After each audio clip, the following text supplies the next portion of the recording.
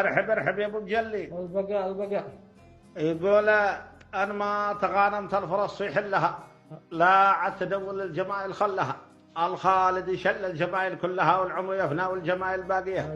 الله انا اشهد انه شلها دنيا ودين، جمالته ما راح تمحاها السنين، يبقى اثرها كل وقت وكل حين، والعمر يفنى والجمايل باقي. انا اشهد. يقول لو ان الخزائن تحت بصمات العشر، ربي يديه اكرم من يدين البشر، والخالد يحتاجها يوم الحشر والعمر يفنى والجمايل باقيه.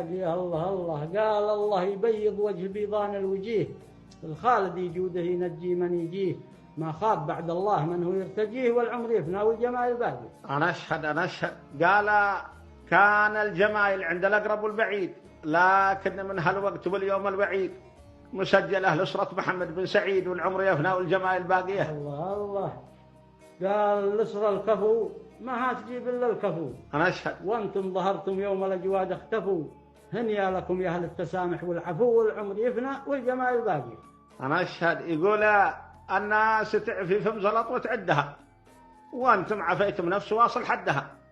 انا اشهد انكم يا ابو زاب قدها، والعمر يفنى والجمايل باقيه. الله قال يا شيخ فرحان الكبيشي لك اثر، انت الجواد اللي جواده ما عثر، ما ينمحى تاريخكم او يندثر، والعمر يفنى والجمايل باقيه. انا اشهد. يقول يا للكبيشي قصوركم ما تنهدم، اهل جمايل وعد الدنيا عدم، واللي نصاكم ما هيرجع بالندم، والعمر يفنى والجمايل باقيه. الله واللي نصاكم ما هيرجع بالندم، والعمر يفنى والجمايل باقيه. الله باقي شيء يا ابو احمد؟ باقي الاعتذار.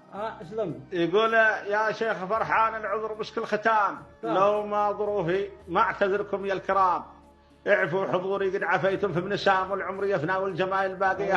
الله قال اللي عفا يا شيخ في الاشياء الكبار اكيد بايع في الاشياء الصغار، تقبلوا منا الشكر والاعتذار، والعمر يفنى والجمايل باقيه. الله قد هالختام صح لسانك. والقايل الله لا يهينك.